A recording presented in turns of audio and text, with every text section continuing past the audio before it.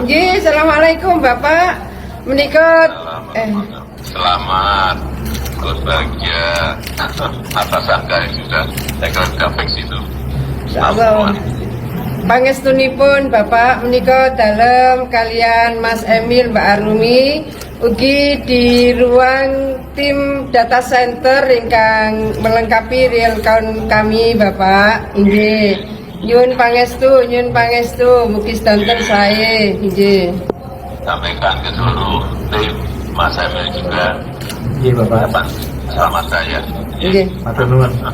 Siap Bapak. Inggih. Wonten dawuh Bapak kagem kami. Ya nanti aja lah kalau calonkan selamat rumiyin.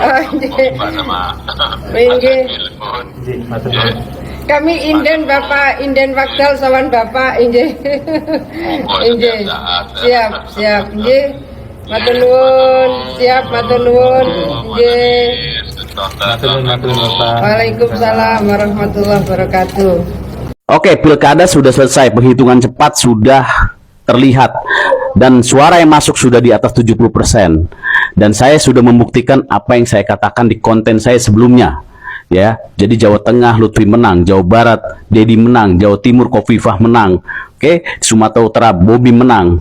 Nah, yang DKJ Jakarta itu masuk putaran kedua. Memang saya terpending ya, terhot. Tetapi nanti di putaran kedua RK akan menang. Itu coba perhatiin omongan saya, gitu ya. Nah, ini suara yang masuk di atas 70% dan saya melihat data-data ini dari Litbang Kompas ya. Hasilnya seperti itu.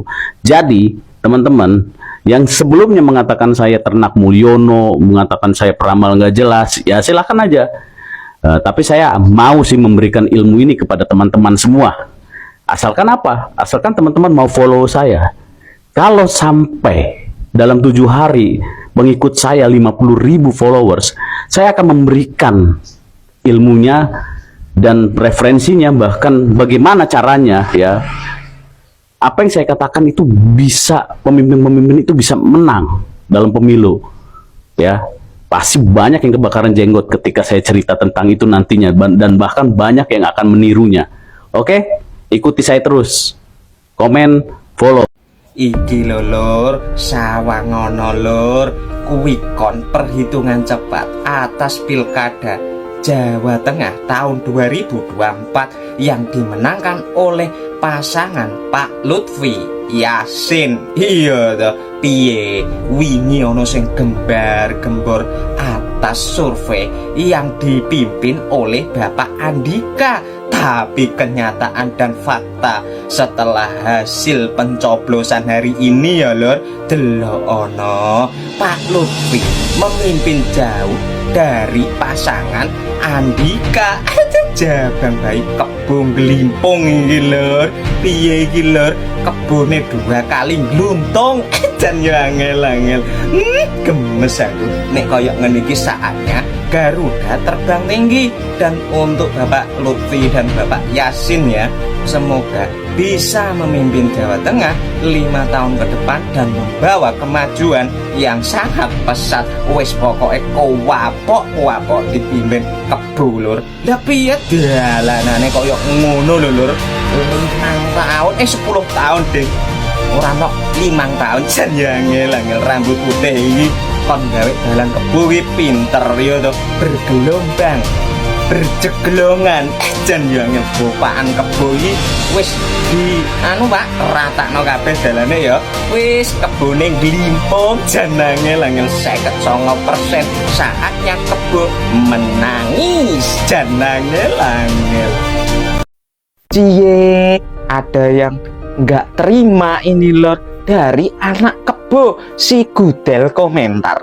Nggak heran 12 partai lawan 1 plus presiden dan lain-lain. Aduh jabang bayi, kalah mbok yo kalah ae ngono lho.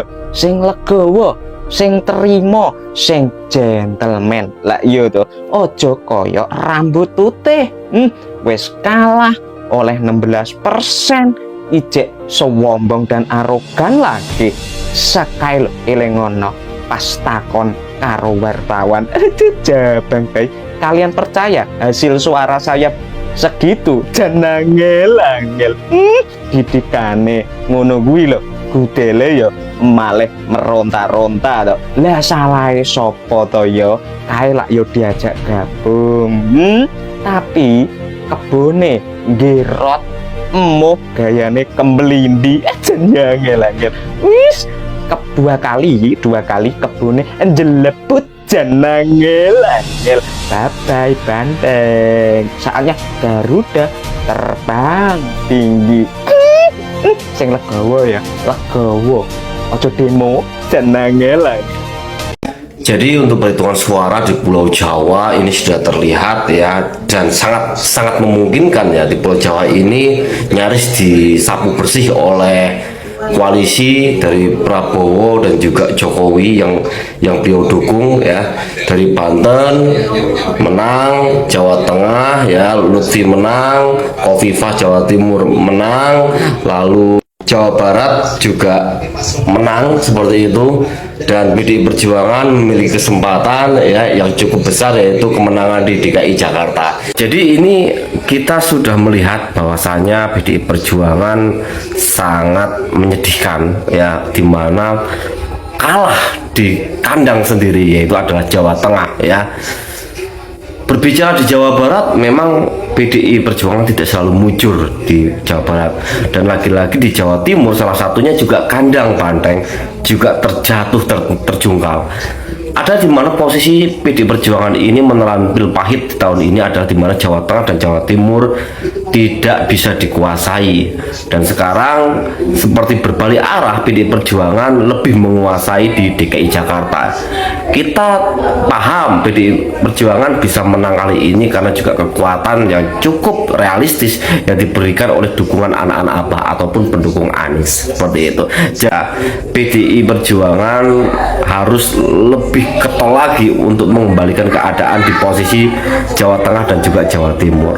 Jadi saya rasa ini menjadi sejarah yang buruk untuk PDI Perjuangan dan juga sejarah baru untuk Prabowo dan Jokowi bisa menguasai sentral Jawa walaupun tidak sepenuhnya menyisakan Jakarta. Khofifah unggul, Bobby menang telak, Ahmad Lutfi mengagetkan netizen. Hasil quick count Pilkada 2024 menunjukkan Pak Jokowi masih sangat berkuasa di Indonesia. Wow, oke, kita bahas.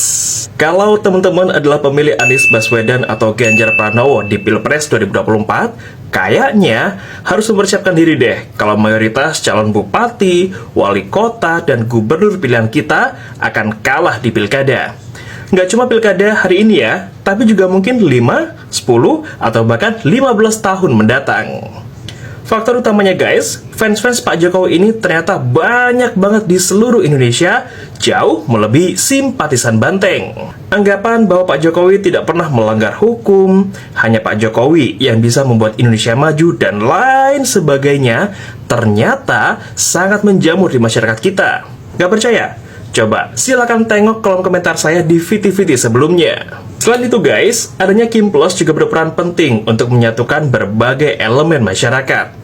Bagi saya, Kimplos ini bukan sekadar koalisi biasa, tapi merupakan direktori politik bagi para penggemarnya untuk menentukan hak pilihnya. Nggak cuma sampai sini aja, koalisi terkendut sepanjang masa ini yang jelas punya logistik yang tidak terhingga. Coba hitung deh, berapa banyak pengusaha dan konglomerat yang tergabung di dalam Kimplos. Oke, berikutnya adalah normalisasi intervensi dan keberpihakan pejabat negara dalam proses pemilu. Mulai dari presiden, wakil presiden, menteri, dan lain-lain, semuanya tuh dengan pede mempertontonkan perilaku ini. Kayaknya ya, kita nggak perlu deh ngomong soal undang-undang atau netralitas apapun itu, karena kayaknya juga nggak ada efeknya kok. Bahkan Bawaslu juga sepertinya sudah menyiapkan 1001 alasan untuk memutihkan aksi tersebut. Yang terakhir nih, usaha penjagalan calon potensial.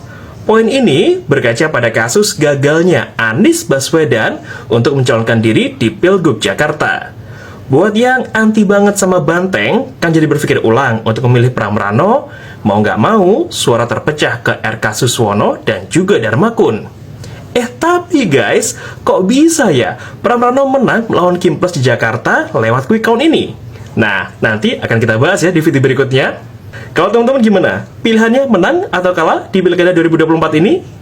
Banteng lagi. Emang penjahat sebenarnya di Indonesia itu banteng. Contohnya, keponakan Megachan nih, kemarin kena kasus mafia judi online. Kasusnya Harun Masiku sama Hasto, apa kabar? Megachan pernah ngusulin buat bubarin KPK. Banteng pernah majuin 2 caleg bekas napi korupsi. Gedung DPR sekarang aja diisi paling banyak sama Banteng. Kurang lengkap apa lagi tuh Banteng menguasai negara. Di sini gue cuma mau ngasih pandangan doang. Contoh paling gampang, kemarin Pak Jokowi berkuasa sampai 2 periode, tapi di bawah naungan PDIP. Buat berantas judi online sama korupsi aja susahnya setengah jidat. Nah, pas presiden ganti Pak Prabowo, belum juga sebulan ngejabat udah banyak koruptor yang ditangkap, mafia judi online di kementerian sama parpol diobrak-abrik. Bukannya Pak Jokowi nggak bisa kerja, enggak, tapi karena dia masih dikekang sama Banteng. Sumber masalahnya ya di Banteng. Makanya sekarang di pilkada orang tuh udah mulai pada sadar melihat calon pemimpin itu bukan dari kampanye sama program kerjanya lagi, tapi lihat dari siapa yang ada di belakangnya. Karena percuma program kerja bagus, kampanye mewah, tapi at the end orang ini cuma bakal nurut sama Megachan. Buat apa? Mau kota sama daerah lo cuma bisa manggut-manggut aja bakal kata Ibu Suri, enggak kan? Sekarang gue mendengar pendapat kalian di kolom komentar.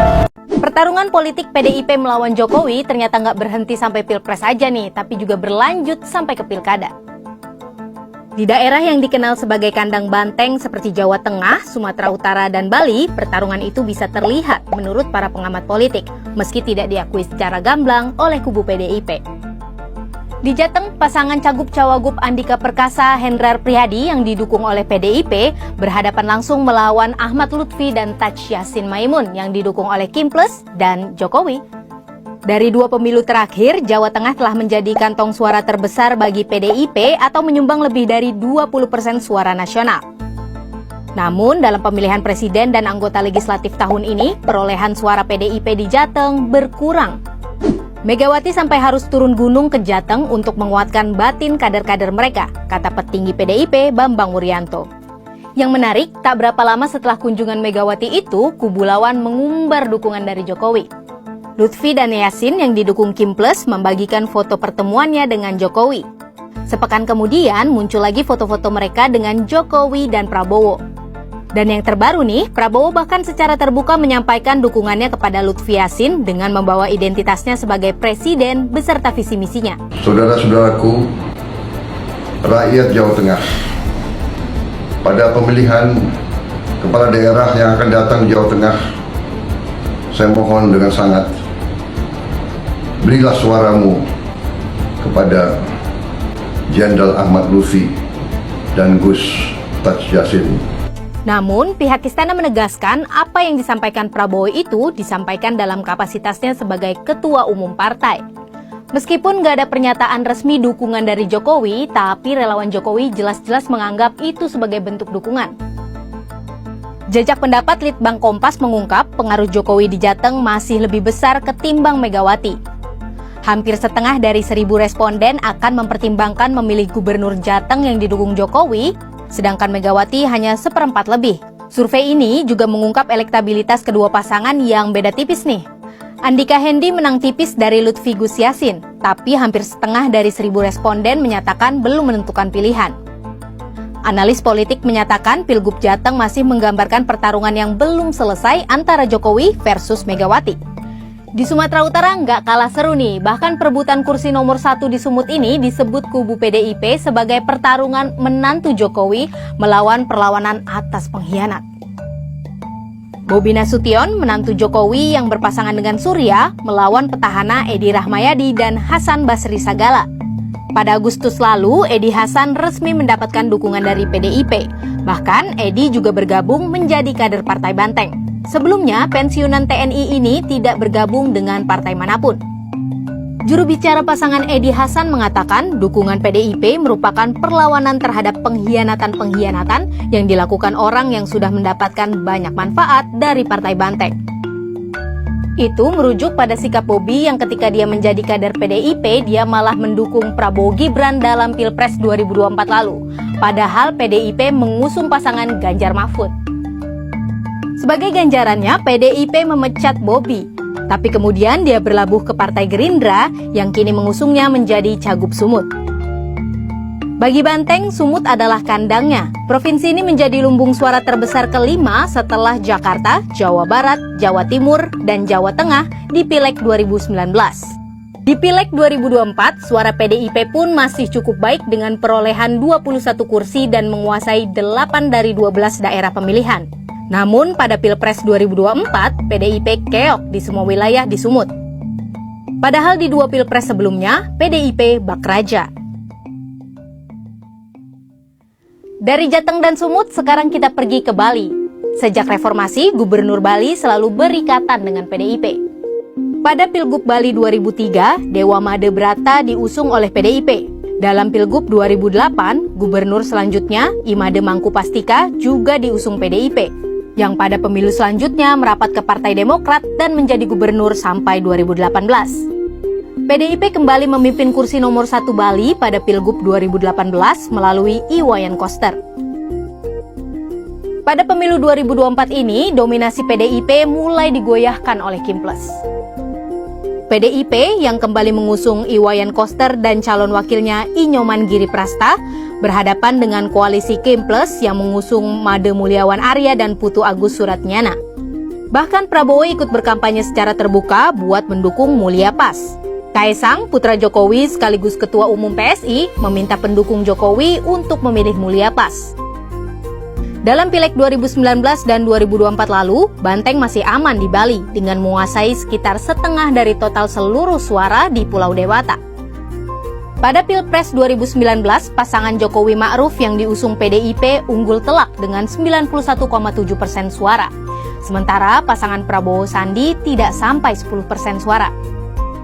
Di Pilpres 2024, PDIP harus menerima kekalahan dengan 42% suara, sementara Prabowo Gibran mendapatkan 54% lebih suara. Pengamat politik kemudian menyimpulkan pertahanan kandang Banteng mulai retak. Kalau menurut peneliti senior BRIN, pertarungan pilkada kali ini adalah kelanjutan Pilpres 2024. Romli melihat Jokowi sedang berusaha untuk membangun basis massa di kandang Banteng. Dengan pengalaman berjalan bersama PDIP dalam 2 periode pemerintahan, Jokowi ingin mengukur pengaruhnya lewat keberhasilan kandidat-kandidat yang diusungnya, menurut analisis Romli.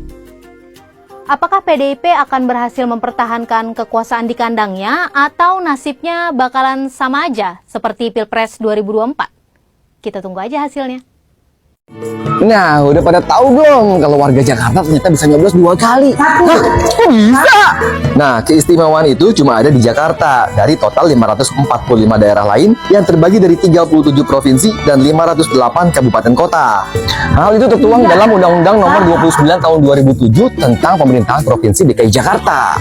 Di mana ketiga paslon ini salah satunya harus memiliki suara 50% lebih atau 50+1 untuk dapat menang.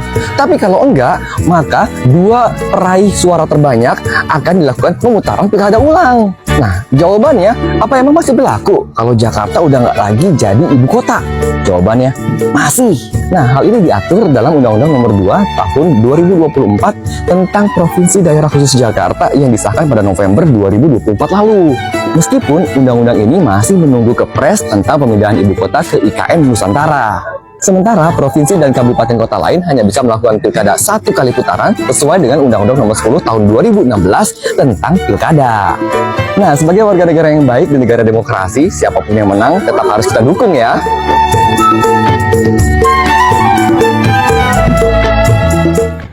Kandang Banteng ambruk setelah ditinggal Presiden Joko Widodo ya. Jadi sekarang ini pilkada serentak sudah selesai, penghitungan sudah selesai. Jawa Timur, Jawa Barat, Jawa Tengah, Sumatera, dan DKI Jakarta ya. Hanya DKI Jakarta yang bisa jadi putaran kedua. Tapi kalau Jawa Timur, Jawa Barat, Jawa Tengah, Sumatera itu mutlak 1 putaran dimenangkan oleh pendukung yang didukung Jokowi dan Prabowo. Jadi di pilkada serentak pada saat ini di tahun 2024 ini Banteng nyungsep ya teman-teman, ambruk ya semenjak ditinggal Bapak Presiden Joko Widodo. Banteng ini ambruk, Megawati menangis, Hasto juga menangis semenjak ditinggal Presiden Joko Widodo gitu ya teman-teman. Ambruk, Bantengnya ambruk, nggak nyeruduk lagi. Jadi pilkada serentak pada kesempatan ini di tahun 2024 maka banteng ambruk ya. Jadi pemenangnya yang banyak hanya yang didukung Bapak Jokowi dan Bapak Prabowo. Hanya di Jakarta, bisa jadi 2 putaran di Jakarta ya teman-teman. Oke, terima kasih buat teman-teman semua. Mohon maaf apabila ada kata-kata yang salah, yang kurang berkenan, mohon dimaafkan. Dan buat teman-teman mungkin mempunyai kritik dan saran, silakan teman-teman tulis di kolom komentar. Terima kasih buat semuanya. Sampai jumpa di video selanjutnya.